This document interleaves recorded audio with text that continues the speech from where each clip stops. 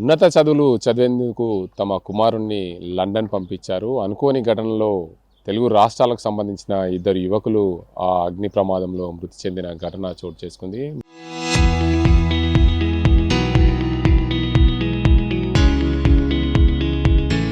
నిజామాబాద్ జిల్లా కేంద్రానికి సంబంధించిన సాయి శ్రీకర్ అనే వ్యక్తి 26 సంవత్సరాల వ్యక్తి చదువుకునేందుకు వెళ్ళాడు. దక్షిణ లండన్లో చదువుతూ మొన్న ఏదైతే అగ్ని ప్రమాదం చోటు చేసిందో ఆ అగ్ని ప్రమాదంలో ఒక్కసారిగా మృత్యువాత పడ్డాడు. చికిత్స పొందుతూ మృతి చెందిన పరిస్థితి నెలకొంది. దీనికి అంతటికి సంబంధించి ఏదైతే కేంద్ర రాష్ట్ర ప్రభుత్వాలు ఆ మృతి చెందిన మృతదేహాన్ని త్వరితగతిన ఇండియాకి తీసుకురావాలని చెప్పి కోరుతున్న పరిస్థితి. ఏదైతే ఇక్కడ సాయి శ్రీకరు 2 సంవత్సరాల క్రితం లండన్ వెళ్ళారు. ఆంజనేయ ప్రసాద్ రేణుకలకు ముగ్గురు పిల్లలు, అందులో చిన్నవాడు సాయి శ్రీకర్. అయితే సౌత్ లండన్లో చదువుతున్న సాయి శ్రీకర్కు అగ్ని ప్రమాదం జరిగింది. తెలుగు రాష్ట్రాలకు చెందిన ఇద్దరు వ్యక్తులు అయితే పెద్దాపురంకు చెందిన అభిషేక్ సజీవదానం అక్కడికక్కడే సజీవదానం కాగా ఆసుపత్రిలో చేర్చిన సాయి శ్రీకర్ను గురువారం రోజు మృతి చెందినట్లు కుటుంబ సభ్యులకు సమాచారం అందింది. ఉన్నత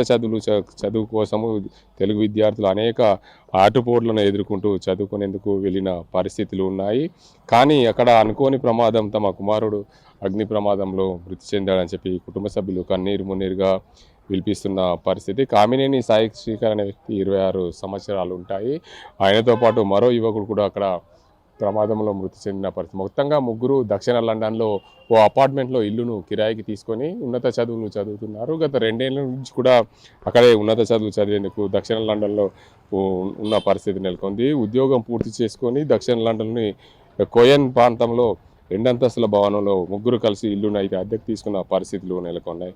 ఇల్లంతా ఒక్కసారిగా మంటలు వ్యాపించడంతో ఆ ఊపిరాడక అభిషేక్ అక్కడికక్కడే ప్రాణాలు కోల్పోయిన పరిస్థితి నెలకొంది. కానీ తీవ్ర అస్వస్థతకు గురైన మరో ఇద్దరిని ఆసుపత్రికి తరలించారు. ఆ ఇద్దరిలో సాయి శ్రీకర్ అనే ఒక వ్యక్తి ఊపిరాడక ఆసుపత్రిలో చికిత్స పొందుతూ మృతి చెందిన పరిస్థితి. బ్రెయిన్ డెడ్ కావడంతో పూర్తిగా దానికి అంతకు సంబంధించి సాయి శ్రీకర్ మృతి చెందాడని చెప్పి బంధువులకు సమాచారం అందించారు. గురువారం నాడు లండన్కు సంబంధించిన ఉన్నతాధికారులు అయితే యువకుడు మృతి చెందినట్లు తెలవడంతో పూర్తిగా అందరికీ కూడా వారి కుటుంబానికి సంబంధించి ఆ సాయి శ్రీకర్ అవయవదానం కూడా చేసిన పరిస్థితులు కుటుంబ సభ్యులను కన్నీరు మున్నీరుగా విలిపిస్తాయి. ఎందుకంటే మా కుమారుడు లేని లోటు మేము ఆ నలుగురిలో చూసుకుంటామని వారు ఒక్కసారిగా అందరూ కూడా ఆ తల్లిదండ్రులు కూడా ఆ అబ్బాయి అవయవదానం చేసేందుకు ముందుకొచ్చారు. వారిని కూడా ఆర్టీవీ హ్యాట్సప్గా చెప్పాలి. ఎందుకంటే తమ కొడుకు లేడు అనే తెలిసి కూడా ఆ కొడుకుకు సంబంధించిన అవయవదానం చేయడం చాలా గ్రేట్ అని చెప్పాలి. దాంతోపాటు పూర్తి స్థాయిలో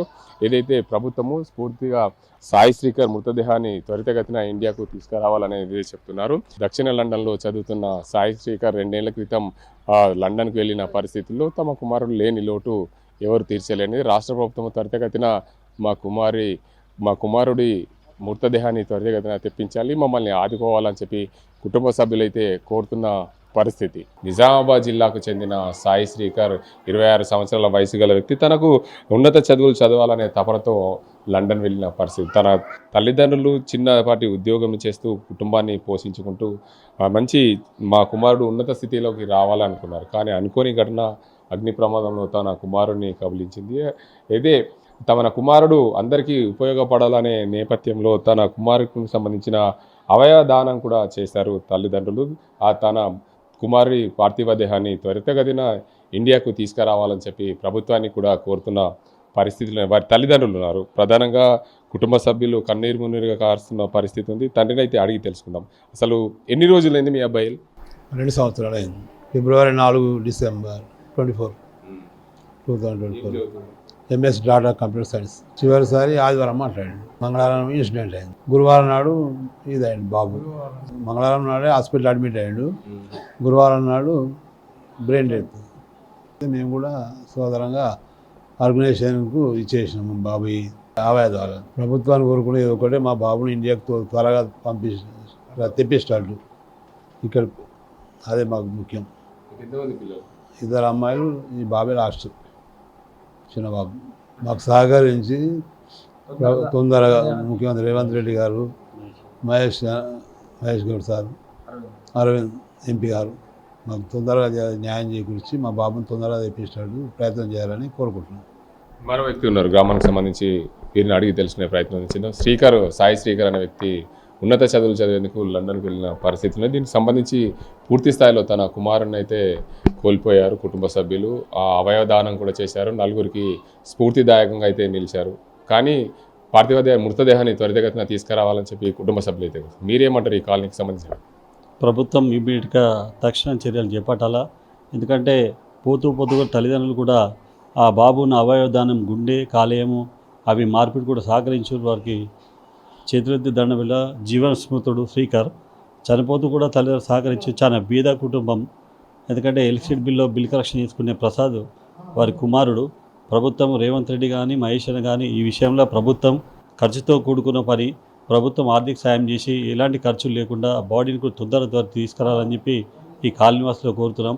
ఎందుకంటే బీద కుటుంబం పై చదువులకు వెళ్తే చదువుతుంటే చదువులు అయిపోయినా కంప్లీట్ అయినా కూడా బాబు తిరిగి వస్తాడని చెప్పి చెప్పడం జరిగింది. అంతలో ఈ ఘటన జరిగింది. అందుకే ప్రభుత్వాన్ని, ముఖ్యమంత్రి రేవంత్ రెడ్డిని ప్రభుత్వం ఎన్ఆర్ఎస్ పాలసీ పెడతా ఉంటారు. మన నిజామాబాద్ పట్టణంలో వాసి 20 డివిజన్ ప్రసాద్ వాళ్ళ కొడుకు చనిపోయి అత్యంత బాధాకరం. చనిపోతూ కూడా అవదాయాన్ని చేయడం తల్లిదండ్రులకు చాలా పోటున్నా కానీ మరి ఈరోజు మహేష్ అన్న, ఈ జిల్లావాసి మహేష్ అన్న మరియు రేవంత్ రెడ్డి ఆదుకోవాలని చెప్పి ఇమీడియట్గా మాకు తెలిసిన సమాచారంతో మహేష్ కుమార్ గౌడ్కు సమాచారం చేరడం సంబంధిత అధికారులతోనే సీఎం ఆఫీస్కి మాట్లాడుతున్నారు. త్వరలోనే ఏర్పాట్లు చేస్తామని మా ద్వారా తల్లిదండ్రులకు చెప్పడం జరిగింది. మహేష్ అన్న కూడా త్వరగా స్పందించి ఎన్ఆర్ఎస్ఎల్ వాళ్ళకు కూడా వాళ్ళకు ఆదేశాలు ఇవ్వడం జరిగింది. ప్రభుత్వం కూడా పూర్తిగా ఆదుకుంటాం చెప్పడం జరిగింది. వీరికి ఆదుకొని చెప్పడం జరిగింది. వాళ్ళ తల్లిదండ్రులకు భరోసా ఇవ్వడానికి మేము ఇక్కడికి రావడం జరిగింది. గతంలో రాష్ట్ర ప్రభుత్వం ఎన్ఆర్ఐలో ఇతర ప్రాంతాల్లో చనిపోతే వారికి ప్రభుత్వాలు ఆదుకున్న పరిస్థితులు మీరు కూడా ఈ కుటుంబాన్ని ఆదుకోవాలని ఏమైనా కోరుతున్నారు? ఖచ్చితంగా ఈ ప్రభుత్వం ఎన్ఆర్ఎస్ పాలసీ పెట్టింది. ఎందుకంటే బతుకు తెరుగు గల్ఫ్ కార్మికులతో పాటు ఎడ్యుకేషన్ పైన మీద పోయిన చాలామంది విద్యార్థులు ప్రమాదంలో చాలామంది గాయపడి చనిపోవడం జరిగింది. వారు కూడా ప్రభుత్వం తక్షణంగా ఆదుకోవాలని చెప్పి గతంలో చాలామందిని ప్రభుత్వ ఆర్థిక సాయం కూడా చేసింది.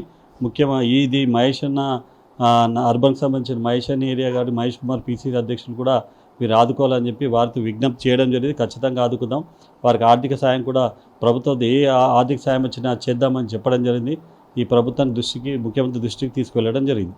మీరేమవుతారు?